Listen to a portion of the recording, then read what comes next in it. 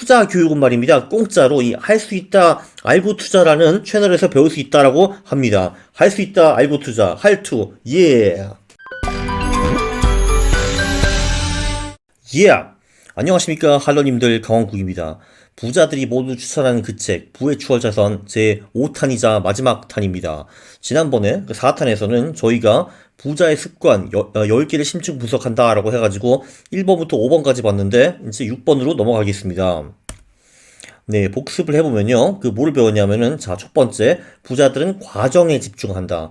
그러면 이제 언젠가 대박이 터진다, 이런 건데, 근데 대부분의 빈자들은 사건에 집중한다, 이런 거를 배웠습니다. 그리고 부자는 생산적 마인드, 생산자이다. 빈자는 소비자이다. 이런 것도 배웠고요. 세 번째, 내 꼬라지는 내 선택의 결과이다. 그리고 선택을 잘하는 방법 두 가지도 배웠습니다. 네 번째, 부자는 가치가 오르는 자산을 삽니다. 가치가 내려가는 자산을 별로 사지를 않죠. 다섯 번째, 당신의 꿈을 인정하지 않는 사람은 당신 인생에서 지워라. 이게 이제 인간관계 팁이었습니다. 자, 6번. 부자들이 가장 중요시 여기는 것은 무엇일까요? 그게 돈은 아닙니다. 왜냐하면 부자는 돈이 많거든요. 그렇기 때문에 네, 돈에 막 한 푼에 끙끙 떨지는 않습니다. 자, 그런데 시간.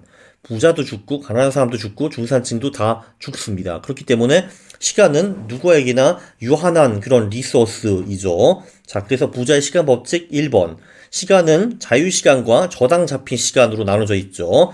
저당 잡힌 시간이라는 건 뭐냐 하면은 내가 이제 남을 위해서 써야 하는 시간입니다. 예를 들면은 저 같은 경우는 이제 8시 반부터 5시 반까지 근무를 하는데 8시 반에 근무를 하기 위해서 7시 반에 깨가지고 이제 출근 준비를 해야 됩니다. 그럼 출근을 해가지고 사무실에 도착하면은 8시 반부터 5시 반까지 일을 하고 보통 이제 야근도 조금 하는 경우도 있고 그러니까 뭐 제가 보통 집에 다시 들어오면은 6시 반 정도가 많이 됩니다. 자, 그러면은 저는 10시간을 회사에 저당 잡힌 거죠. 왜냐면 제가 출근을 하고 일을 하고 퇴근할 때까지 그만큼 시간이 들어가거든요. 자, 그러면은 저는 이제 보통 그렇게 하면 저녁을 먹은 다음에 이제 좀 많이 졸려가지고 잠을 잡니다. 그럼 보통 한 8시쯤 막 깨가지고 이제 깼네 해서 보통 8시부터 한 대여섯 시간 정도를 저를 위해서 쓰거든요. 그러니까 제 자유시간은 대여섯 시간, 제 저당 잡힌 시간은 10시간. 그렇게 보시면 되겠습니다. 근데 사실 이 정도도 상당히 억울하죠. 왜냐면은 평일날 제가 이제 시간을 보면은 3분의 1은 내 시간이고 3분의 2는 남의 시간이라고 볼 수가 있는 거잖아요. 제가 잠도 자니까.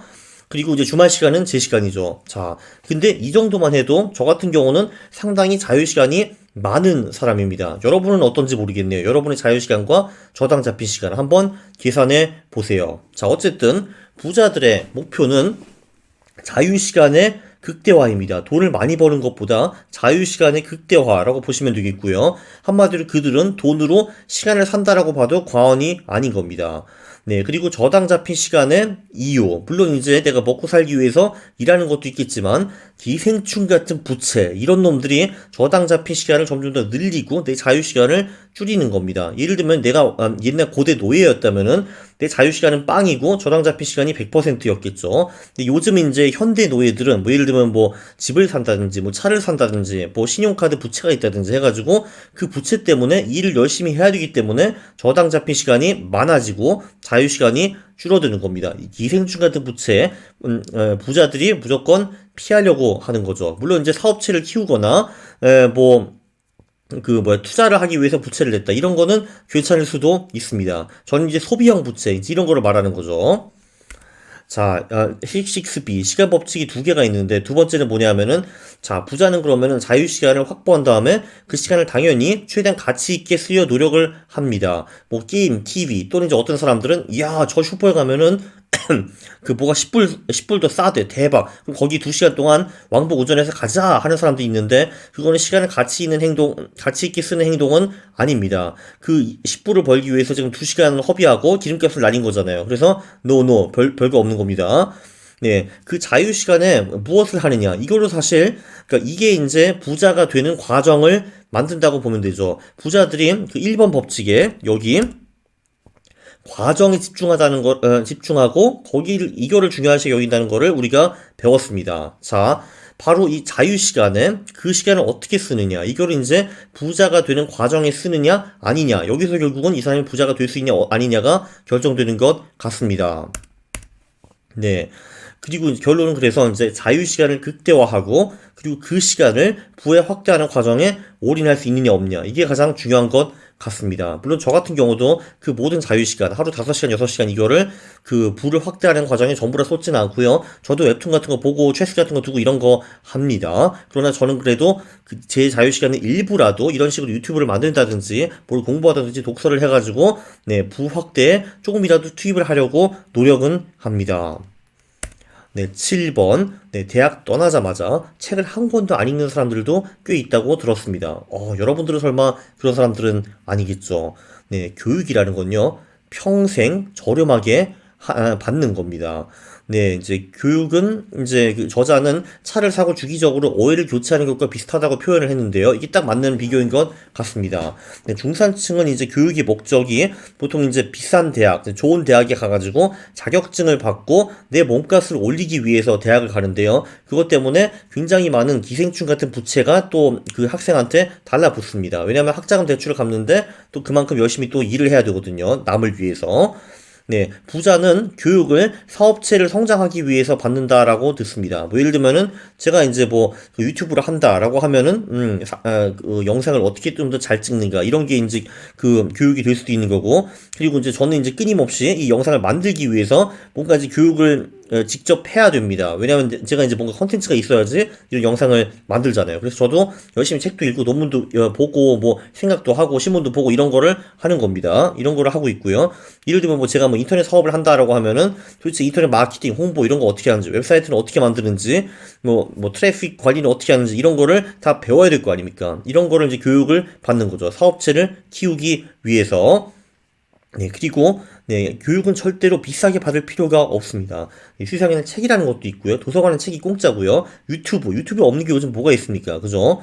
네, 그리고 이제 뭐 인터넷, 싼셈이나 저도 이제 초창기 유튜브 이제 영상 찍을 때 이거 어떻게 찍는 걸까? 무슨 프로그램을 다운받아야 되는가? 카메라는 뭘 사야 되는가? 이런 거를 다 유튜브 영상을 통해서 배웠습니다. 네.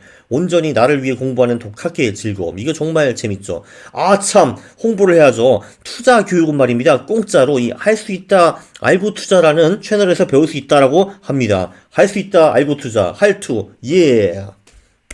네, 8번.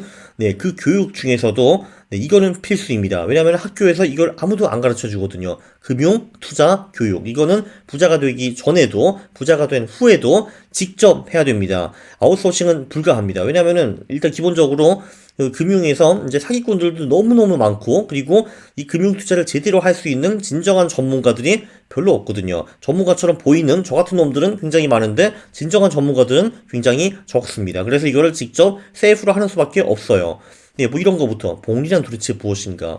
복리로 5%를 14년 불리면 이게 얼마가 되는가? 이런 거. 그리고 뭐 세전 세후 수익은 무엇인가? 도대체 뭐 기준이 어떻게 계산하는 것인가? 뭐 전형적인 금융 사기 패턴은 무엇인가? 사실 이 금융 지식이 부족한 게 사람들이 이런 멍청한 금융 사기에 당하는 굉장히 큰 이유이기도 하거든요. 주식은 왜 내리고 오르는 건가? 펀드, ETF 이런 거 도대체 무엇인가? 채권, 원자재, 부동산, 외환, 뭐 P2P 이런 게 도대체 무엇인가? 이런 거를 배워야 됩니다. 자, 예를 들면은 자 여기 이분은 말입니다. 저보다 훨씬 더 돈이 많은 그런 부자시거든요. 자, 근데 이분도 이제 금융 지식이 처음에 부족해가지고 시행착오를 하면서 3억을 날린 적도 있습니다. 계좌 인증까지 하시네요. 우리 원래도 김단태님. 네, 그리고 이제 요 내용도 보면은 한 1분 30초 정도에 나오는데, 자, 이분이 이제 왜 금융에 관심을 갖게 되셨는가? 이분도 엄청나게 돈을 많이 받으시고 소위 그 전문가들을 믿어가지고 그들이 추천한 상품을 사고 팔고 이렇게 했는데 3년 동안에 정확히 0%를 보셨다고 합니다. 그래서 열이 받으셔가지고 투자를 공부하기 시작하신 거예요. 네, 그렇기 때문에 이것만 봐도 부자가 된 후에도 결코 금융과 투자는 아웃소싱 할 수 없다라는 거를 배웠습니다. 물론 일부는 아웃소싱을 할 수 있는데 아웃소싱 하려면 내가 뭘 알고 아웃소싱을 해야겠죠. 그죠? 이 금융교육 엄청 중요합니다. 9번. 네, 단 한 번에 성공해서 부자가 된 사람들은 있긴 있는데 별로 없습니다. 제대로 된 복귀 기술이 부자를 만듭니다. 네, 기본적으로 과거에 사는 사람들이 굉장히 많습니다. 내가 옛날에 그거를 하지 않았더라면, 내가 그 사업을 안 했더라면, 내가 그때 좀 공부를 했었다면, 이런 사람들이 굉장히 많은데요. 네, 후회만 하면은 아무짝에도 소용이 없습니다. 부자도 당연히 실패를 무수히 많이 하고 그 다음에 한두 번 성공을 하는 건데요. 자, 부자가 실패하면은 딱 세 가지만 본다고 합니다. 자, 첫 번째, 이 실패를 통해서 내가 무엇을 배워야 하는가? 두 번째, 내가 무엇을 바꿔야 하는가? 세 번째, 이 중에서 내가 뭐를 잊어버릴까? 후회하고, 내가 이거 하지 말았을 걸, 이거는 아무짝에도 소용이 없습니다. 실패를 하면은 그거를 그냥 인정하는 게 중요하고, 인정한 다음에 그걸 통해서 뭘 배울까? 뭐를 바꿀까? 그게 사실 가장 중요합니다. 물론 실패를 한 번도 한 적이 없는 사람은 그 사람은 도전도 하지 않고 시도도 안 해본 사람이라고 볼 수 있습니다. 네, 부자가 되기 위해서는 무수히 실패를 하게 될 겁니다. 저도 물론 마찬가지고요. 네, 그래서 이창호가 이런 말을 했답니다. 승리한 대국의 복귀는 이기는 습관을 만들어주고 패배한 대국의 복귀는 이기는 준비를 만들어준다 라고 했고, 그의 선생인 조훈현 구단은 아마도 할 수 없으면 비하고 싶을 거다. 자신의 치부를 정면으로 바라보고 싶은 사람은 아무도 없다. 에이, 그러나 그래도 우리는 이거 해야 되는겨. 왜냐면 승리는 실수를 인식하고 두 번 다시 되풀이하지 않아야지 얻을 수 있다는 것을 알기 때문이다 라는 명언을 남겼습니다. 자, 그래서 이 두 분이 그 바둑의 최정상에 오른 거겠죠. 너무 멋져요. 조은현, 이창호 사범이들. 하하. 네. 그리고 가장 중요한 습관은 맨 끝에 옵니다. 커미트먼트. 이거는 그 적절히 한국 단어가 없습니다. 사전에 찾아보시면은 뭐 헌신 이런 게 나올 건데, 그거보다는 그 모든 것을 이 한 개에 바치는 그 열정이라고 볼 수가 있습니다. 네, 사실 쉽게 부자가 되는 길은 이 세상 어디에도 없다는 게 맞는 거죠.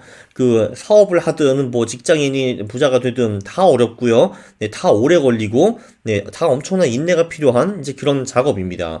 네, 그 과정을 버티느냐, 못 버티느냐, 그 과정을 버텨가지고 그 고통을 버티는 사람이 이제 부자가 되는 거겠죠. 네, 그래서 관심과 커미트먼트는 다르다라고 저자가 몇 번 강조를 합니다. 관심이라는 거는 관련 책 한 권 읽기.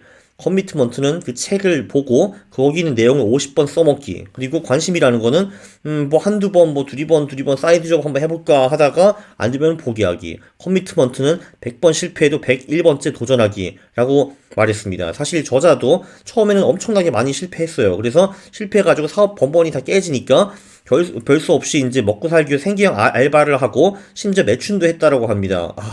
친구가 결혼했는데 이제 뭔가 선물을 사줘야 되는데 돈이 없어가지고 이웃 아줌마랑 잤다 뭐 이런 얘기도 책에 나오거든요. 어쨌든 이렇게 이제 그 비굴하고 이제 어렵게 살면서도 결국에 나는 사업을 통해서 성공하겠다는 그 커미트먼트를 잃지 않은 거였습니다. 그래서 될 때까지 죽어라고 깨지면서 한 거죠. 멋있습니다. 저자 디마코 MJ 멋있어.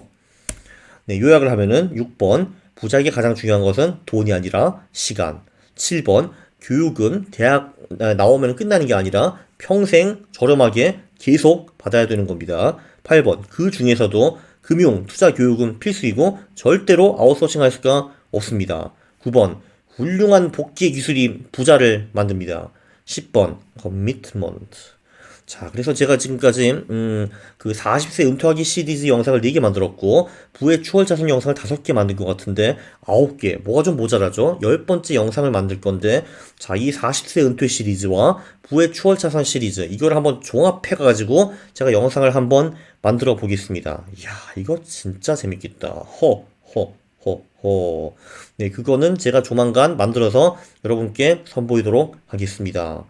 야, 이거 재밌었죠? 그죠? 재밌으셨으면은 구독을 하시고 영상을 보셨으면은 좋아요를 누르는 겁니다. 싫어를 누르면은 제가 매우 싫어합니다. 감사합니다.